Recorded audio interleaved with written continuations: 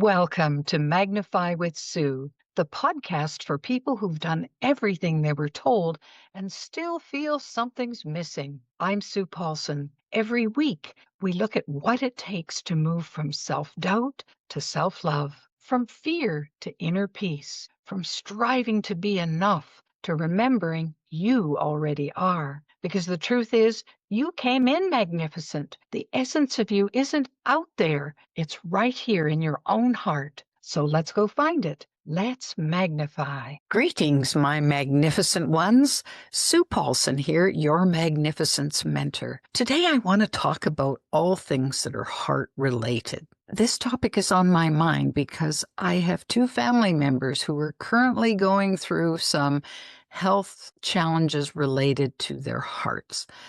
It shook both them and me when I found out about this. And while they're doing all the wonderful things in relation to diet and exercise and help with the physicians and surgeons to heal their hearts, it caused me to reflect on the emotional and the mental components of our hearts. So let's dive into this. Let's pick up our magnifying glasses and magnify this topic a little bit bigger and a little bit bigger and see what we can find when we explore.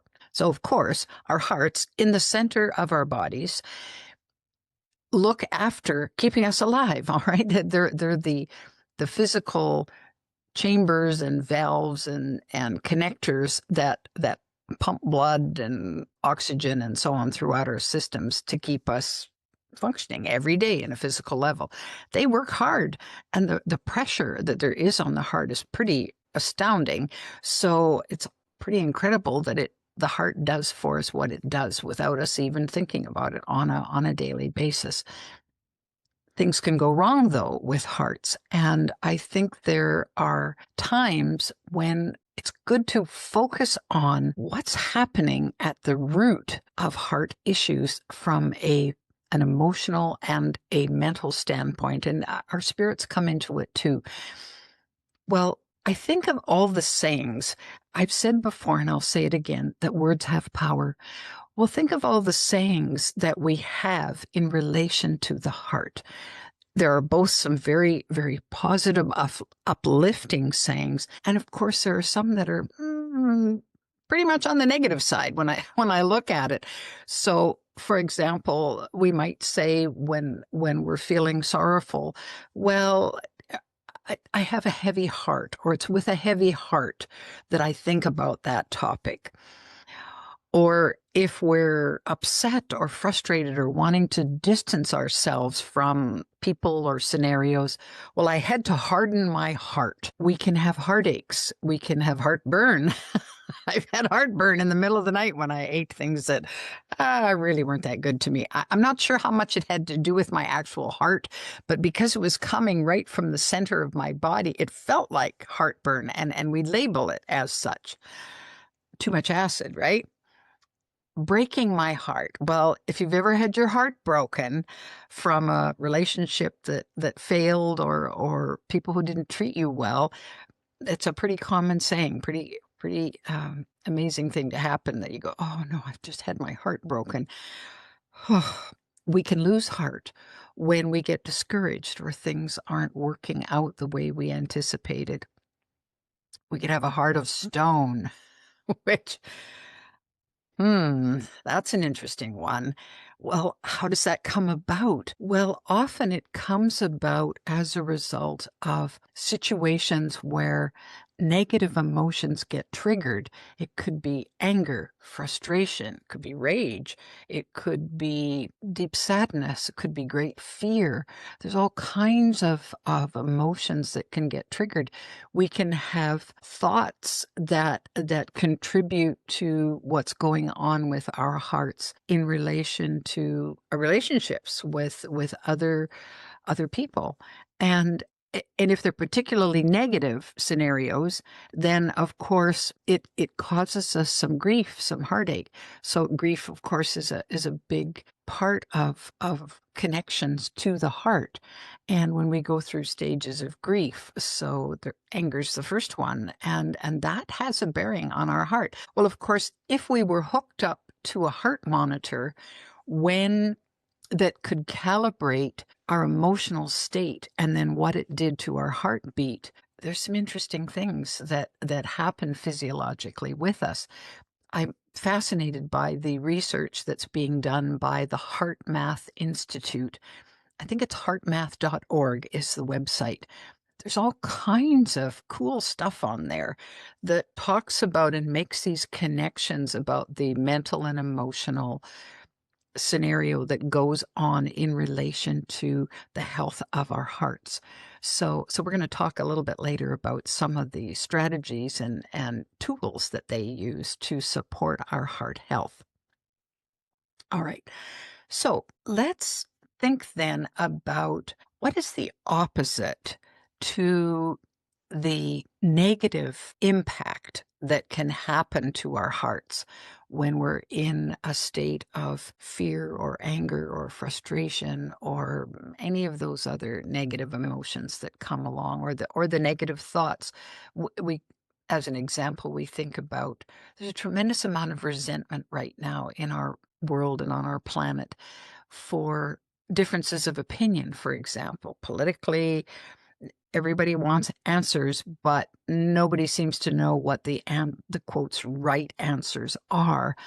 And there's this butting of heads that's going on because of, he said, she said, they said, whatever, that is causing a divisiveness that is very hurtful to the heart. I know I have a heavy heart when I think about the wrangling that's going on, when I focus some attention on the actual wars that are being conducted in our world right now, the uprisings, the civil unrest, the pitting of one culture against another or one race against another.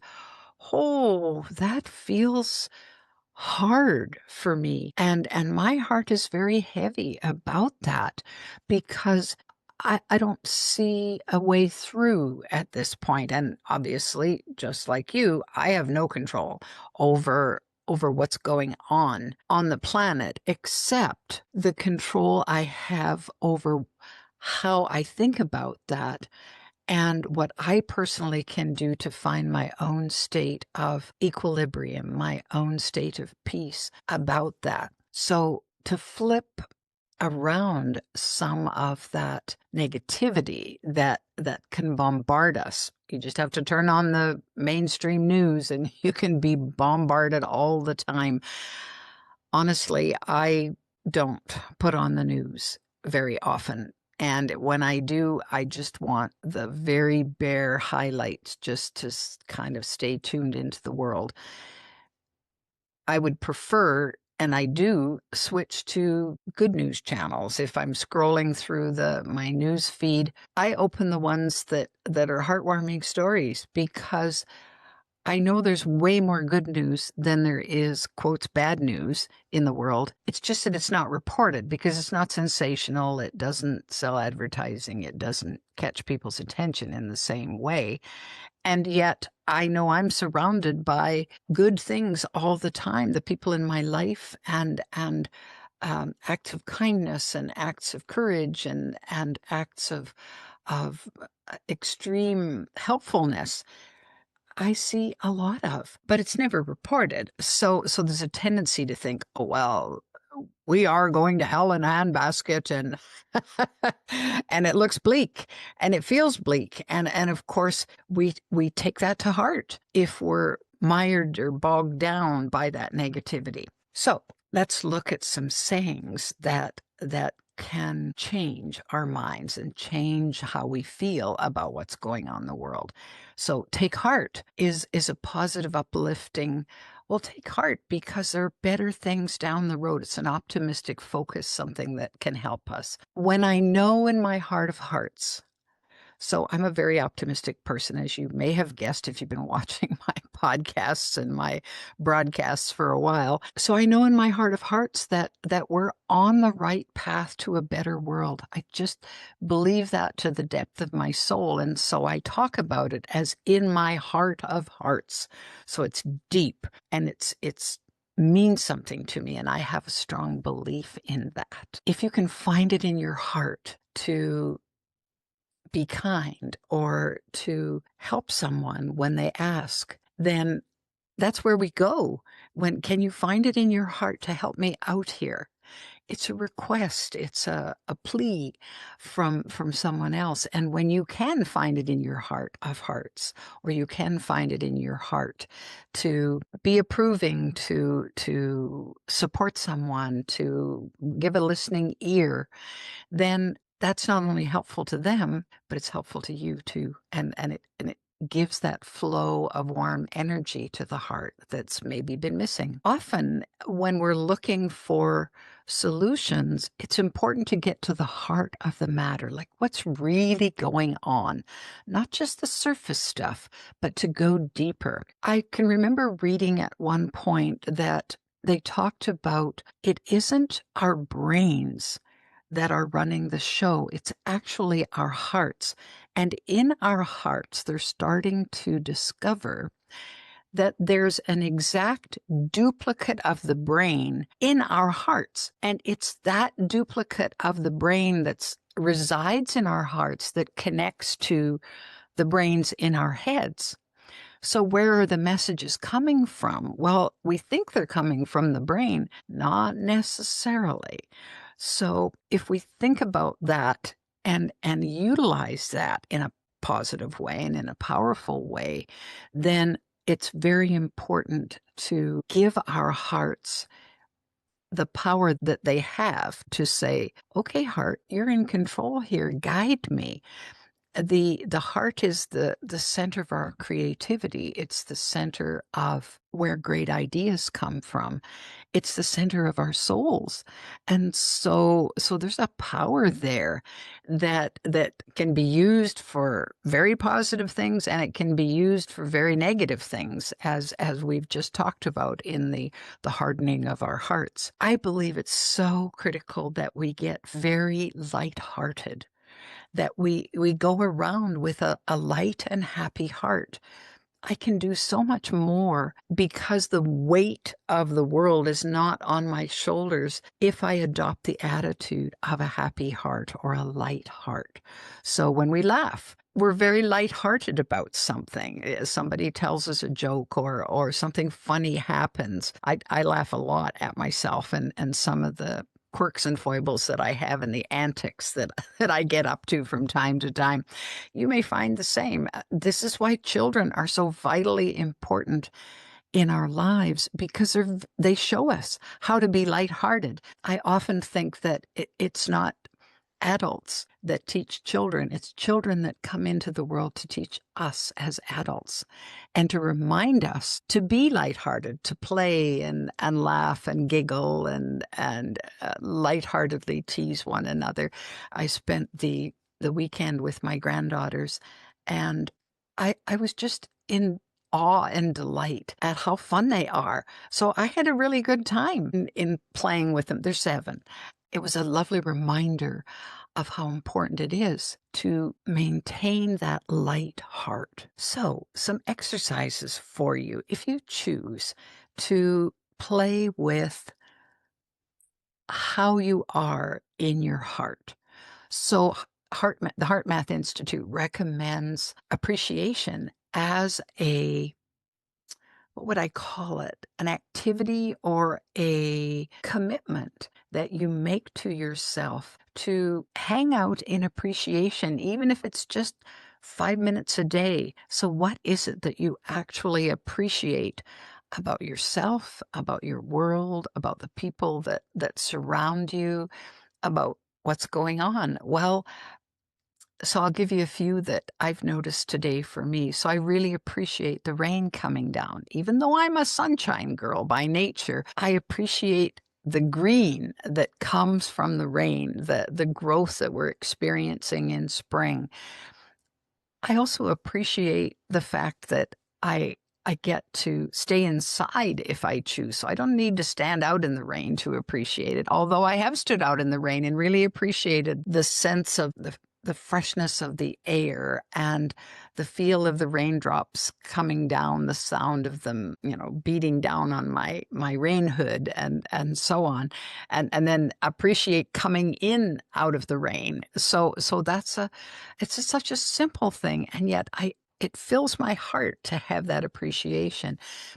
I also appreciate the opportunities that I have in my life to talk to you as an example, that here we can be face to face wherever you are in the world, or you can be listening to me if you don't have video access to get these messages. So I appreciate being able to speak them and share with you what's on my heart. So that's another appreciation that I have. So those are a few of them that I think can add to the lightness of our heart and keep our hearts beating in that very positive rhythm that supports our immune system, that keeps us functioning in a far healthier way than the opposite could do. There's no question that when they calibrate what happens with us hanging out in anger or fear, well, the stress hormones that come into our bodies negatively affect the functioning of our heart. They've been able to prove that. So we just need to take that information in and realize that we have more control and power over the health of our hearts than we've maybe ever understood before. So and we're the only ones that can do that. We're the only ones that have the control over how do I do that. We can take medications and we can go to the doctor about our heart health and get whatever help we can from there. And there's so much more that we can also do ourselves, just right from the comfort of our own homes. So that's appreciation was the first one. I want to talk also about gratitude. Gratitude for what we have in life, for who we are in life. And again, it can be the simplest things and it can be great big things. I'm grateful, for example, for all of the professional and personal support I got when I was going through cancer, which was a horrific time for me.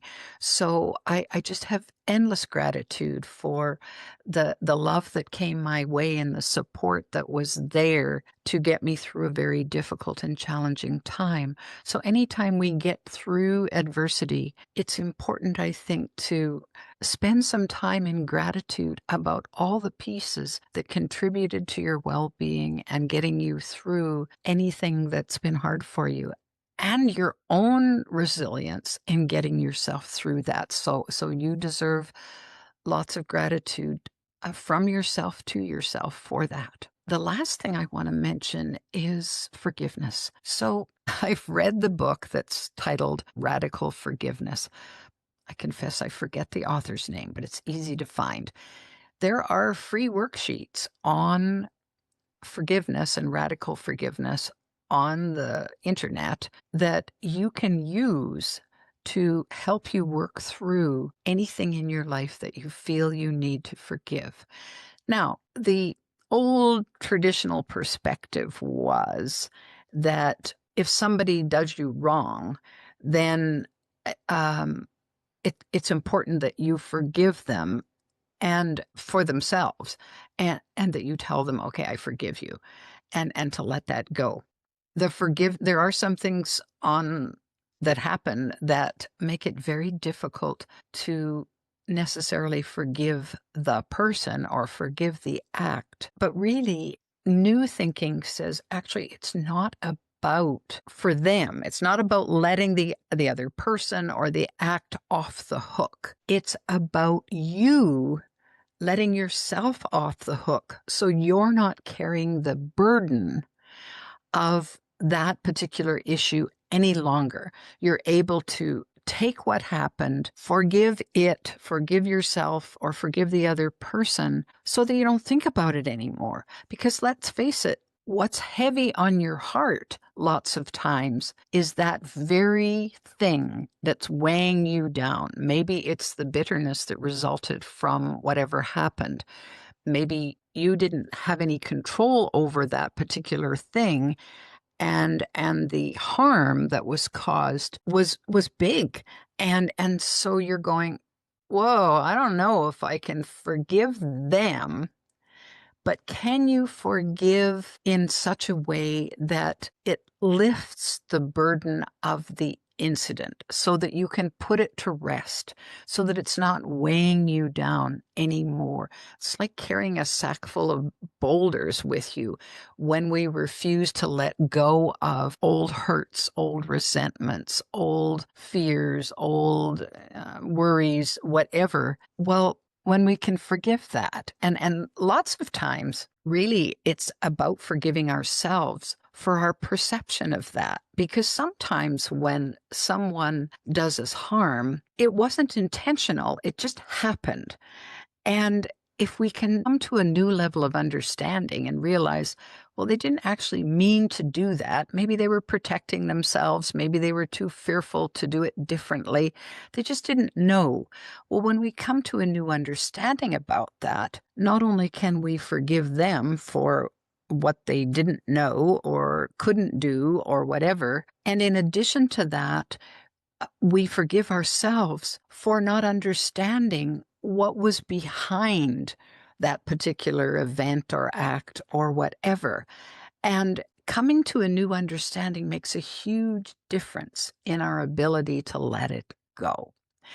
So, for example, I was watching a movie last night, and the dad was the dad and the adult child were talking a little bit about their relationship, and the dad had expressed to the son, he said, "Well, I only knew how to connect with you this way." And it wasn't the way that the son had wanted to be connected with when he was a youngster. The youngster wanted his dad to throw the football with him and spend time with him that way. The only way the dad knew how to connect with this young boy was to work with numbers and work with coins and odds and probabilities. And the child did not understand that and carried this resentment for a long time about, well, his dad couldn't really do the things that dads are supposed to do, like throw footballs and so on. Well, here, adult to adult, they come to this new understanding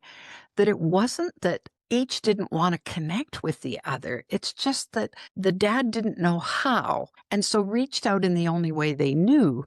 And the son didn't understand that that connection was his dad's way of doing that. And so they were able to, you could watch them kind of visibly forgiving one another for the misunderstanding and the inability to communicate this. I can give you a personal example. So when I was in my 20s, I was fiercely independent. I was out on my own at 18 and working, and I was struggling financially. And my dad would come into town because they lived a province away, and he knew, somehow he heard through the grapevine that I was struggling financially, and he just, well, how are you doing financially? Can I give you some money? And of course, I'm so independent at that point. I'm just bristling because all I wanted from my dad was for him to spend time with me and talk to me and be with me. And he couldn't. He didn't know how to do that. The only way he knew how to show love was by giving me money and by supporting me. And I resented that for so many years. And when finally the light bulb turned on and I realized that was the only way my dad was showing me love. I didn't think he loved me for lots and lots of years.